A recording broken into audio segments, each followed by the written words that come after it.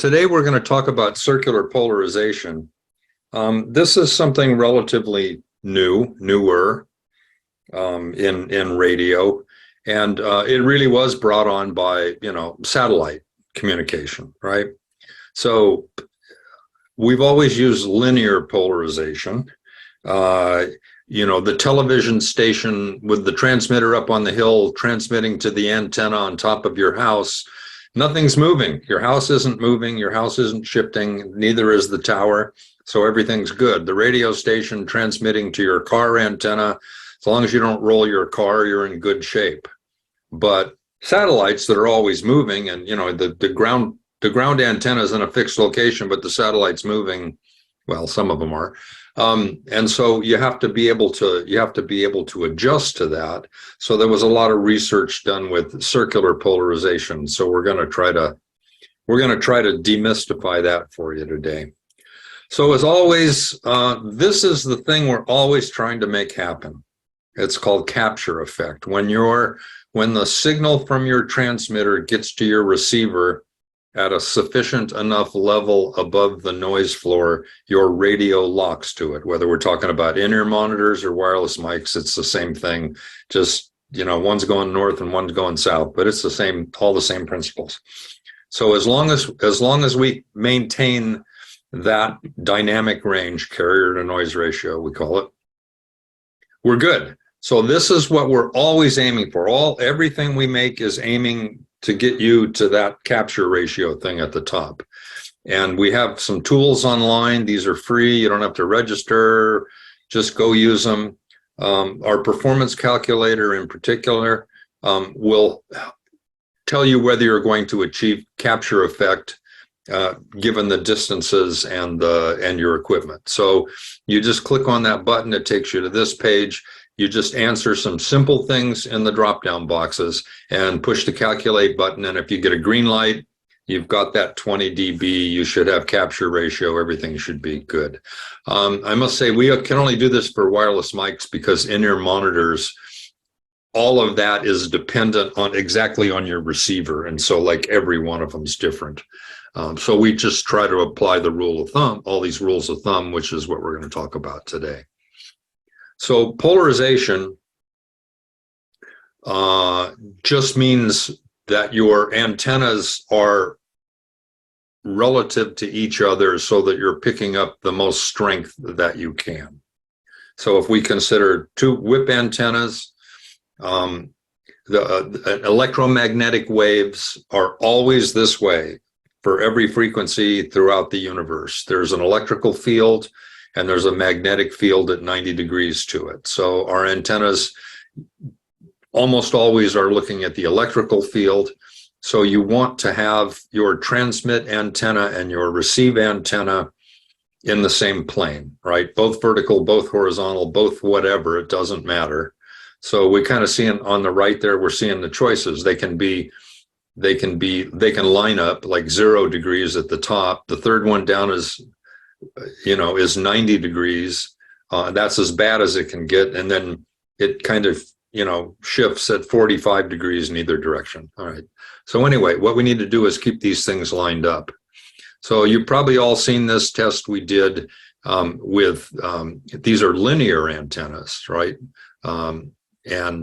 We did a test with a dog. The dog chased the Frisbee out in the field. And what we found is that a pair of paddles, because they're linear and you can turn your transmitter so that you could kill both those antennas at the same time. Doesn't happen with our diversity fin, but with in-ear monitors, we're almost always talking about a single receiver. So we want to show you this little demonstration here. The wire is a dipole antenna with an LED in the middle of it. And this is a little handheld walkie-talkie. It's a little more powerful than your wireless mic. But you can see when the antenna, in this case, is 90 degrees and we're keying the button, nothing happens, no light. But if the antennas are in the same direction, you can see how the power transfers, right? Doesn't matter whether it's all the way up or all the way down. But when you're 90 degrees apart, that antenna simply can't pick up the energy, right? So that's what we're talking about with polarization. So there's basically these two kinds of polarization. There's linear polarization. This is the way the waves travel. And then we have these circular polarized antennas that spin the pattern. So, conceptually, just think about that. You had your transmit antenna on a turntable and it was spinning, except it's going at the speed of light. So it'd be a pretty fast turntable. But what happens if you look at the area of reception, the maximum reception you're going to get on a linear polarized antenna is when your receiver is at that green line, the same way that the transmitting side is. But with a circular polarized antenna, it doesn't matter how you turn, you're always in line with it, right? So if we consider a belt pack receiver for in-ear monitors, this is what would be happening. You get, if your antenna's lined up to your transmitting antenna, you're going to get full power. Now, a circular polarized antenna is always going between full and -3. It's closer to the full side all the time, but there's a tiny little bit of loss in this kind of an antenna. Of course, these antennas are more powerful, so you're actually getting more signal than you probably are with the other, but it doesn't really matter. Okay, so as your belt pack turns, if your belt pack turns to 45 degrees, that's where you start getting excessive loss. You'd be 3 dB down at this point, not much of a problem to anybody. But if you turn that belt pack sideways with your linear antenna, you're picking up almost nothing from the transmitter. So as you move, as you bend, just you're going to wash through that. You may not get a dropout. Well, you would if you stayed in that for any length of time. But I mean, if you just wash through that in milliseconds, you're going to get bad stuff in your ears, right? So we want this antenna to constantly be hitting the receiver, the transmitting antenna to constantly be hitting the receiver. And so if we're spinning that as it's coming out of the transmitter, it doesn't matter how you turn your receiver. You're going to get almost completely full power all the time. So it takes circular polarized antennas, and kind of the reason that we're doing this presentation now, we've made the CP beam for a long time, circular polarized antenna. You see circular polarized antennas, the big plexiglass dome on the sideline of the football field. You got a guy running up and down the field with it. Anyway, we have spent some time engineering, and we've come up with a flat panel version of the circular polarized antenna. And so this is part of our invisible series. So for installations where sight lines are important, you can put this on the wall. It's like 11 inches square and a couple inches deep, and nobody's going to notice it. And you can paint it to match the wall, and everything will be good. So these are both circular polarized antennas. Now they're different, and they have different uses.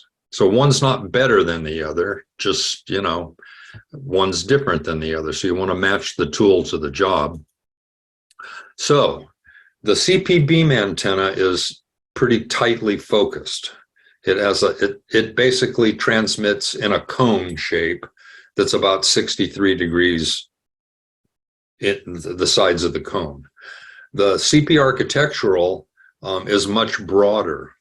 It's 120 degrees. So one of the things that is especially good for, or especially bad for, depending on what you're trying to do.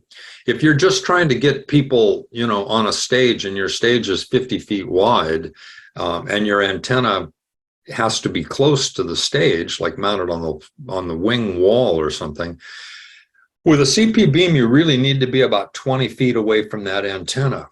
So I get the problem sometimes people will put that antenna at Monitor World, and it's really close to the stage, and the guy that's all the way close on that side is getting hit with such a strong signal that he is likely overloading the front end of his receiver. So with the CP architectural, we're just spreading that same amount of energy, but we're spreading it wider. So the CP beam will go twice as far in front of it, but it'll only go half as wide. So it just depends what you're trying to cover. But if you're trying to get somebody on the other side of a football field, you want to use a CP beam. That's what it's for. If you're just trying to cover a stage and your antenna position is better with that antenna up on the stage. So it's generally with wireless microphone antennas or in-ear monitor antennas, generally being closer to the antenna is better than generally being far away from the antenna, right?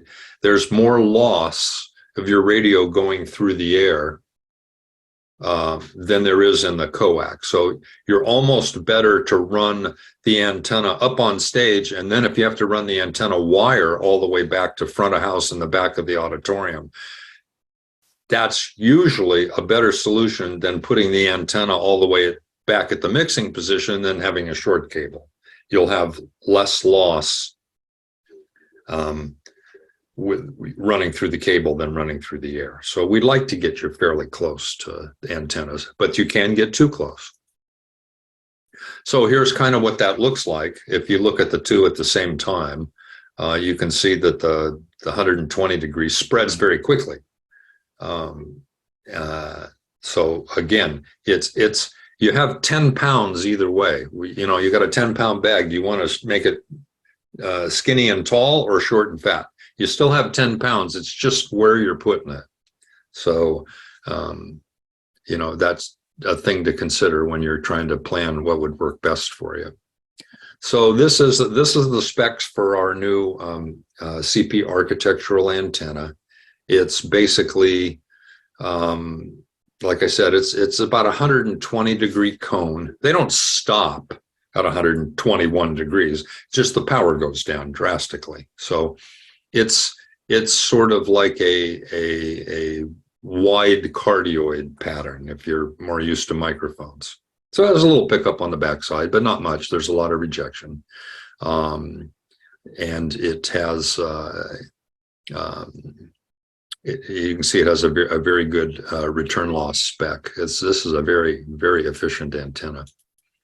So really, what we're trying to say here, we're really pleased that we developed this flatline architectural series of antennas that for most people that primarily have to cover a stage in a room that'll hold 800 people or so, it depends, 200-foot square kind of a room maybe, or smaller. A pair of these antennas on the wall. These are in the same, the only way you can tell these apart is there's one wire coming out of the CP architectural and two out of the diversity architectural. But one of these for wireless mics and one of these for in-ear monitors, placed and typically like in the wing of a stage would be a good spot. Put them 6 feet apart on the side and you will cover that entire stage and nobody will even know you're there, right? Again, here we go. You can't see them. They got painted black. And so there's nothing to look at. There's no objections from the little old ladies in the interior decorating committee are going to have a problem with this antenna. It's just, they're just invisible. You just don't see them. In fact, when she sent me this picture, I was looking up on the grid. I thought the antenna must be up there somewhere. You can use these. So you can use these sideways on a wall is almost always the preferred method. You can put it on the ceiling, but you got to remember, so you've got this 120 degree cone coming down for both the D architectural, diversity architectural, and the CP architectural. So that's spreading out. You got about a 30-foot circle on the floor if you've got a 10-foot ceiling. Now that may be something that's very helpful in your situation. In other words, you want to reject some other stuff. But the preferred method is on a wall because there's no limit to the horizontal distance. I mean, it's 10 million miles. It falls down to be extremely weak and you get buried in the noise. You won't achieve that capture effect we talked about. but you will cover the room. When you point it down, just remember you've got a lot of dead area on the sides if you step out of that cone. So you want to think about that. So the same way, if you've got a little auditorium basically like this, you certainly could put them on the back of the wall, 150, 200 feet away, probably, and for most people, that's going to work just fine. And that's going to cover the entire room. So you have to kind of think ahead of time. Do I want to cover the entire room? In other words, if I've got people that are going to come off that stage, a lot of churches, the pastor likes to come out and walk through the congregation, and you got to pick him up, out in, aisle 19. Then this is the way you want to do it. However, if you don't have to do that, I don't really want to pick up everybody's cell phones in their pockets. I'm just adding to my noise. So if I'm really only want to cover the stage and a little bit right in front of it, I mean, it's not dead out in the hall, it's just not as good. So I would do it the other way, but either way is fine. That's just what they do. And of course, we bundle these things up. So this is the easiest way to buy these, the Diversity Architectural on the left there. The bundles come with every nut and bolt and wire you need to make these things work. So it's an easy way to do it. And then you save yourself $50 or $100 buying a bundle, depending what bundle you're buying. So that's what I wanted to say about that, except I will ask Adam a question right now. These CP architectural antennas are being put in cardboard boxes right now, and we're getting ready to ship these in the next 3 or 4 or 5 days, right? Yeah, the team is tooling that up right now, so we're hoping for an early June first customer ship date. It may happen sooner. I mean, we're on track for an early June shipment, so that's the word I have at the moment. Okay, so if you're a retail customer buying this from a dealer, I think they can announce it on the 1st of June. So if you call them today, it's not going to be on their online catalog. But if you're a dealer, we are accepting pre-orders. So we've got a bunch of orders in the house. Like I said, they're boxing them up and putting labels on them right now. So these are available. They're not vaporware. They're not coming out in 6 months. They're in the mail, along with your check is in the mail, right? Never mind. So that was basically what I wanted to talk about, circular polarization. But when you register to come to one of these meetings, we ask folks to send in questions. I get a lot of the same question, just sort of phrased different ways, and a lot of the questions I got were built into that presentation, but there were some more that are kind of outside of that. So I wanted to answer those.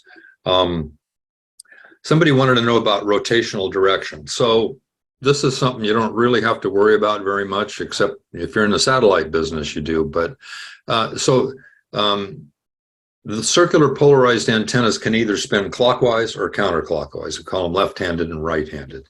It doesn't matter. It only matters if you're using one to transmit and one to receive, because you don't want them to be the same, because the one's turned around so it's backwards. So if you're using one to transmit and one to receive, then you need to use one right-handed and one left-handed. Both of our antennas are right-handed. And now that you know that, like I said, if you're doing satellite work, that's really important. For wireless mics, I don't imagine anybody's ever going to have to worry about that. So, but they're right-handed. Somebody wanted to know sensitivity, power, and range. So I wanted to talk about this because antennas don't have any of these things. A power only if you're using to transmit, how much power you can put in it.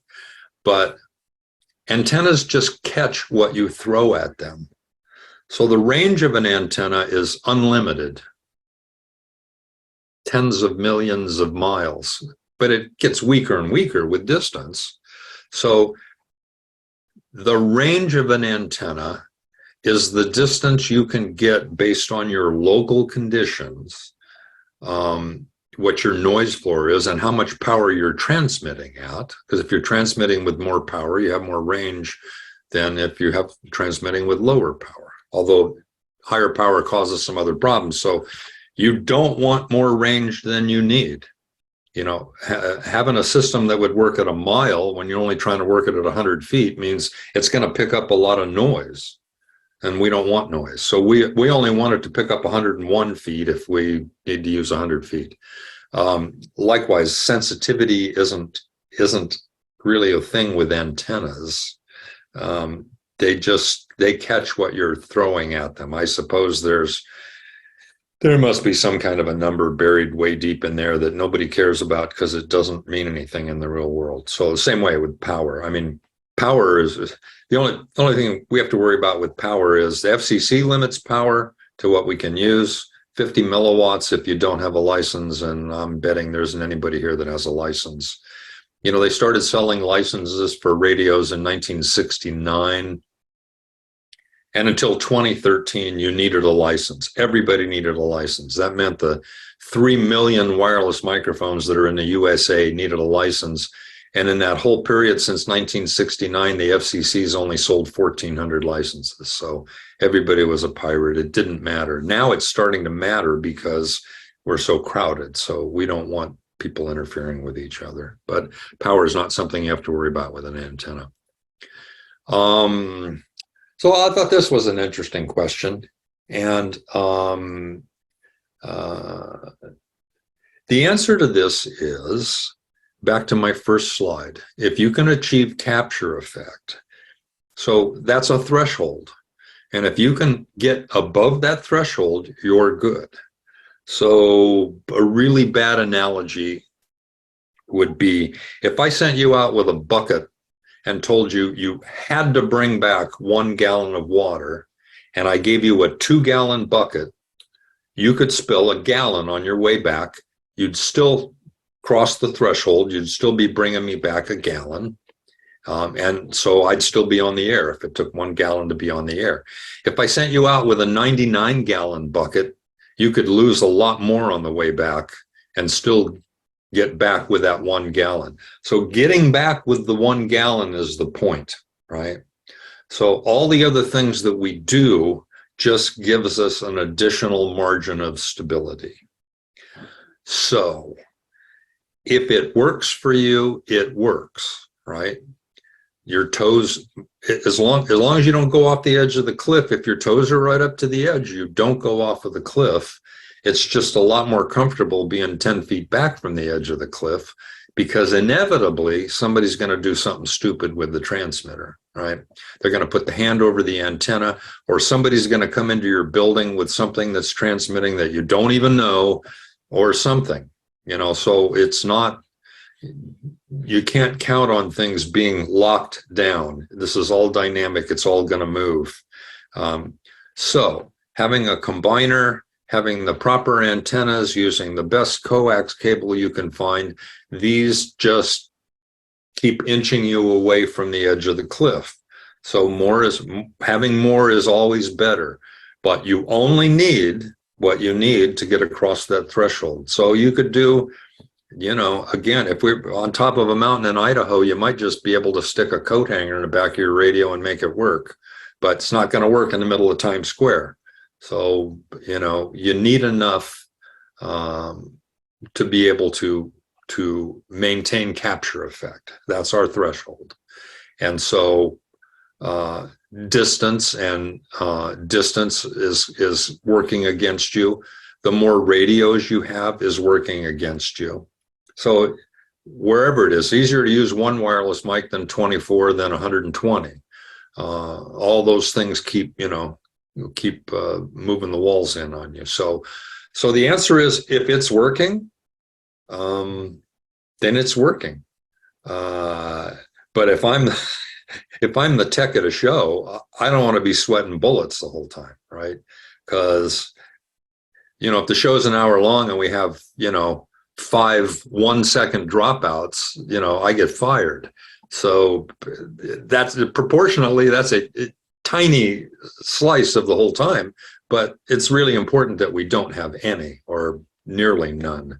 So we try to do all the best practices. We try to have the right antennas and all the right gear to make sure that we never have problems. So that's what we're doing. So it depends how mission critical things are, right? You know, if I'm doing the Rolling Stones at the Enorma Dome, I have a different threshold than if I'm doing, you know, the grammar school PTA meeting, I guess, you know, because I don't want to have to refund 50,000 tickets. And, you know, the moms are just going to hear a click in the PA, I guess. I don't want to do that either. But, you know, so all these things combine together. So there isn't really an answer for this. But 150 feet and 15 channels, yep, I'd sure be using combiners and distros. I mean, and the best antennas I could find. Somebody wanted to know about the losses, linking two RF units together. So I don't know whether they're talking about distros, combiners, antennas, cables, but in any event, the answer is pretty much always the same.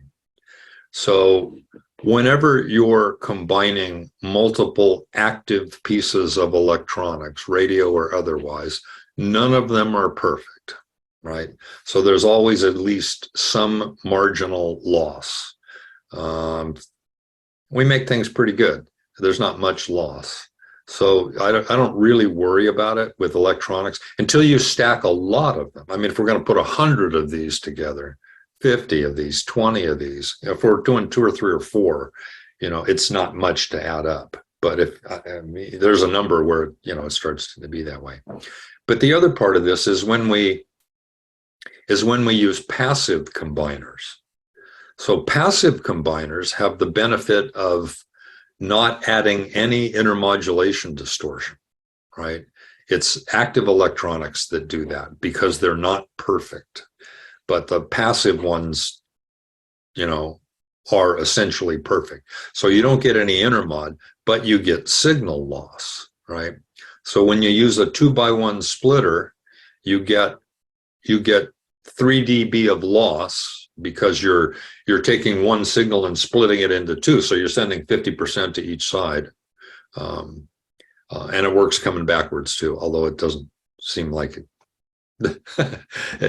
You're putting 100% in on either side, but you're going to get 50% out. Let me just leave it there. So you get loss. Plus there's a tiny bit of loss because the unit isn't perfect. So theoretically, you absolutely have to get 3 dB of loss plus a little bit because the box isn't perfect. So maybe another dB. So with 2x1 splitters, that's not much.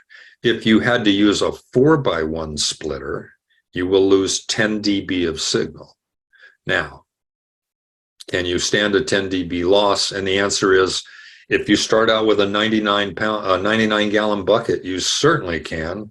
And if you start out with a 2-gallon bucket, you're right on the edge. So you have to kind of look at those things. And going back to that performance calculator is kind of going to tell you. So if you start out with enough headroom, you can make, I won't say mistakes, less than best practice choices, right? That's kind of always our limit on that. And so I think that's the questions I had from before. Did you get any more today here, Adam? We got a few more minutes. Yeah, absolutely. There's not too many. So let's see here. Regarding the architectural antennas, other than metal-based or lead paints, any coatings or paints to avoid?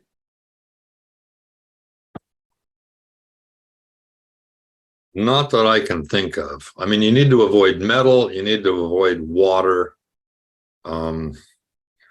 There's probably, if it had an awful lot of carbon in it, that's going to cut down some. I mean, so again, paint is not completely invisible to radio waves, but if you lose, 0.1%, who cares? The humidity in the air is going to count more than that. So, yeah, it's pretty much, actually white is usually the one that is most troublesome because they use titanium, which is a metal, to make it so you can't see through it. I'm not a chemist, and honestly, every once in a while I'm walking through Home Depot, I pick up a can just to see, well, I don't know what all that stuff is.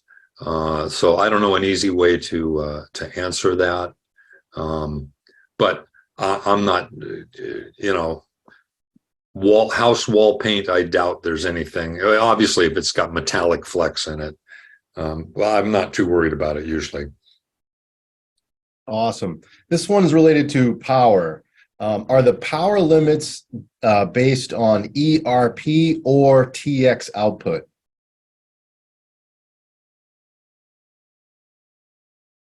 I don't know quite what you're asking. So a transmitter has X amount of power, right?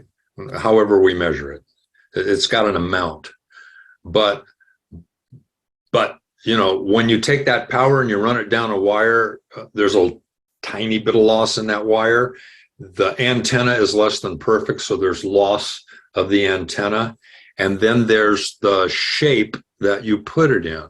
So EIRP is the effective power. So if I take an amount of power that actually makes it out of an antenna, and then the way I shape that. So if the antenna is omnidirectional, if I'm spreading it in all directions, it thins out rather quickly.